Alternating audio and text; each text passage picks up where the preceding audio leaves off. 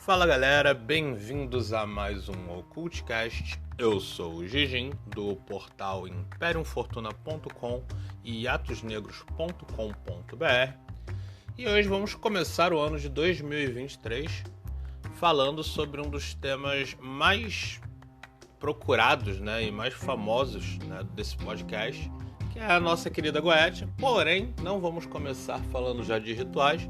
Eu queria trazer uma curiosidade nesse podcast para a gente iniciar o ano mais calmamente, que é falando sobre a questão das artes medievais que são utilizadas na Goécia.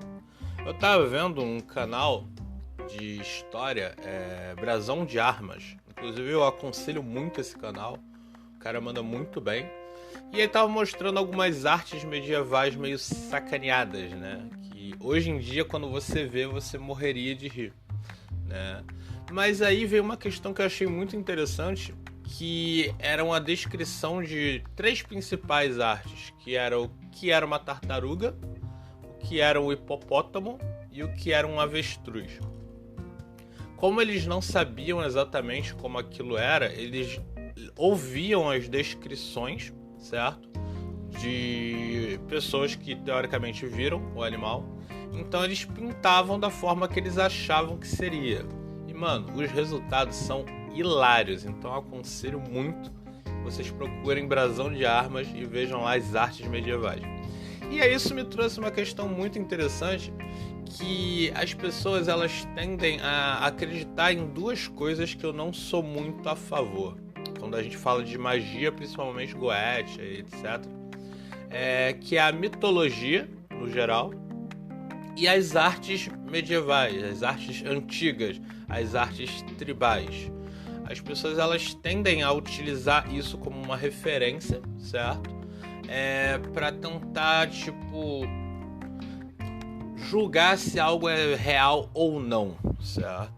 Então, uma coisa que eu acho interessante é o fato de, hoje em dia, todo mundo duvida de tudo, certo? Se uma pessoa chega e fala, não, que eu fiz um ritual, eu vi isso, vi aquilo outro, vai lá e faz um puta desenho em 3D e tal, ultra realista, o nego vai olhar e falar, pô, mano, esse cara só tava viajando, Porém, se você pega isso num livro medieval, antigo e caro, e tá horrível e mal feito, tu acredita que sim, aquele demônio, vamos botar assim, virar daquela forma, aquele bicho virar daquela forma. Isso é uma coisa muito interessante porque a Goécia, ela, por ter 72 bichos, muita gente fica muito apegado ao visual e contato com outras pessoas que dizem ter praticado Goécia em algum momento, você percebe que na verdade isso não existe, Os demônios eles tendem a não aparecer como eles estão nos livros, certo? E eles virão muito mais baseado na influência que a pessoa tem sobre, o arquétipo daquele bicho. Então, se é um bicho de guerra, vamos colocar assim, ou seja, um demônio que seja relacionado à guerra, a pessoa ela vai pegar a informação mental que ela tem, A mente dela vai dizer o que representa uma guerra para ela, e aí vai ser mostrada quando ela fizer a evocação daquele bicho em si. Então, quando a gente pensa principalmente na Goécia e tal, a gente tem o Demonografia da Goécia e a gente tem a Goétia Ilustrada de Salomão.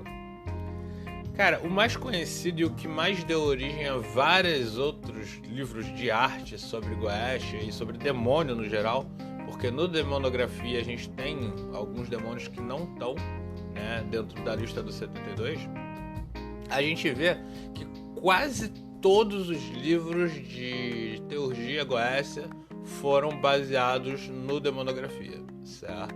Isso por quê? Primeiro porque você contratar um artista para fazer as artes dos 72 demônios para você lançar um livro novo, sairia algo absurdamente caro, Um artista que fosse fazer tantas artes sairia muito caro. Segundo que você lançar a sua versão do livro da Goécia na Idade Média ia ficar muito caro, sendo que isso é bem pós-Idade Média. Então, as artes em si são de demônios pré-Goécia, certo? Que foram colocados dentro do livro da teurgia. Então você vê que é uma mistureba do caralho, entendeu? Tipo, a arte foi feita antes do livro, os caras pegaram e, como eu digo, a Goetia é um almanaque, certo? É o que o nego pode chamar de grimório, mas pra mim parece mais um almanaque sobre demonologia, onde as pessoas pegaram, sim, né, entidades, bichos de outros cultos que já existiam e simplesmente foram colocando ali dentro e alegando que um Salomão da vida conseguiu fazer aquela evocação. E a gente sabe que não tem Salomão na Goécia, certo? A Goécia é um escrito moderno, é um escrito sobre um sistema de evocação e é um grimório onde é colocado um monte de material sobre trabalho ritualístico, alguns de alto nível, alguns de baixo nível. Então já é bom a gente começar o 2023 já desmistificando a Goécia como uma grande obra mágica e o caralho é 4, porque ela não é. E aí é onde eu entro num outro autor que a galera gosta muito, que é o Crowley, né? E a Goetia Ilustrada do Crowley, que foi uma espécie de renovação que eles fizeram desse livro, certo? E eles alteraram as artes, né? O Crowley, ele era muito bom em contratar pessoas para fazer artes para ele e não pagar. Então talvez por isso as artes do livro dele também não sejam lá essas coisas, mas ao menos nós temos uma renovação. Mas eu vou chegar no ponto que eu quero levar. Então você pega o Goetia Ilustrada do Crowley e você percebe que as artes não são lá grandes coisas, certo? Ele tenta em alguns casos, mas só em alguns casos, usar como base o demonografia, certo?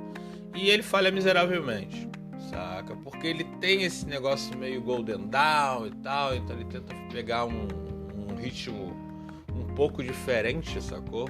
Mas um pouco levemente mais moderno, mas não fica lá essas coisas. Fica parecendo, sabe o que? Aqueles quadrinhos antigos que não iam ser coloridos, então o cara tinha que usar bastante nanquim e tal pra demonstrar os detalhes. Então.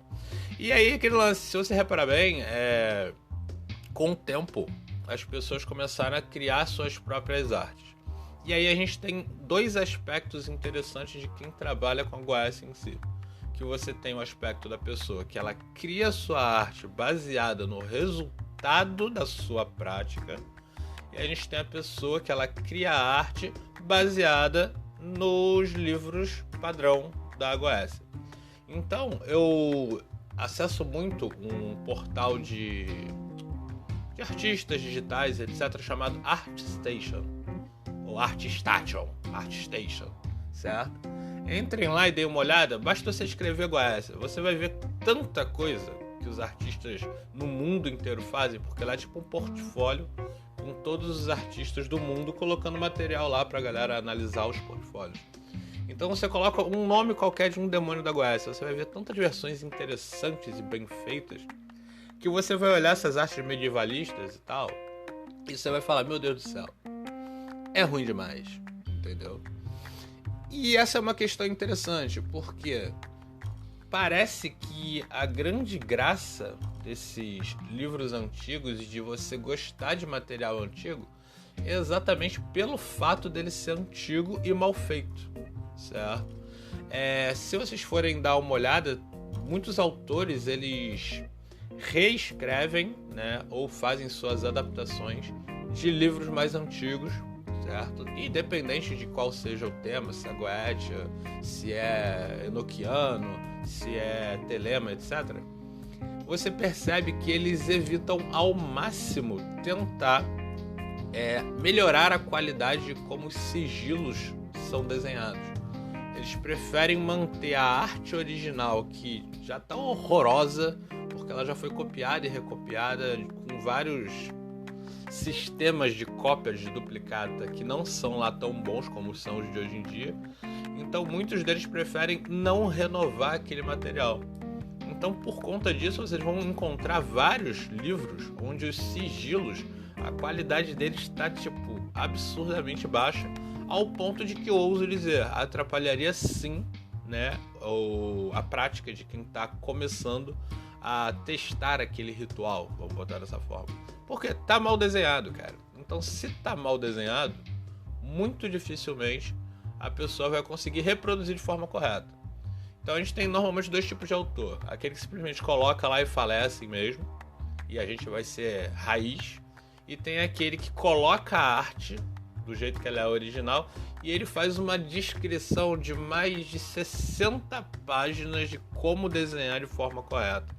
E esses livros, apesar de serem mais úteis do que o anterior, são absurdamente cansativos e chatos.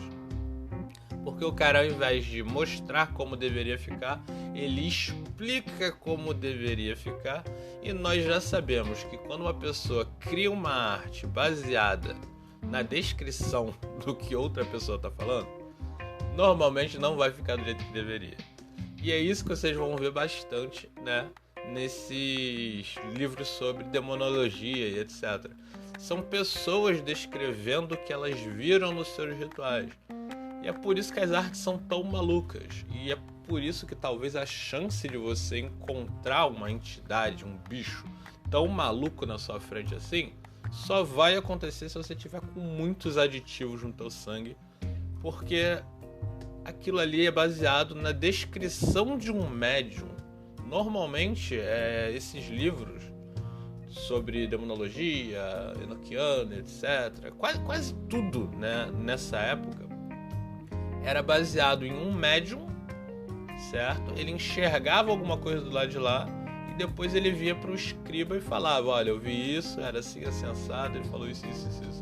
Então você já vê que ali você não vai ter nunca a visão realmente original, a não ser que o médium fosse um artista para ele passar aquilo. Então percebam que a gente vai desmistificar muita coisa esse ano.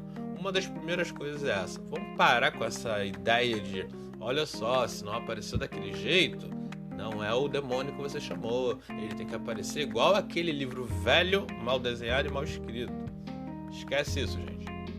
Vocês têm que começar a entender que um demônio ele não tem uma forma específica. E isso é dito em tudo que é campo. E vocês já sabiam disso. Vocês só preferiam não acreditar.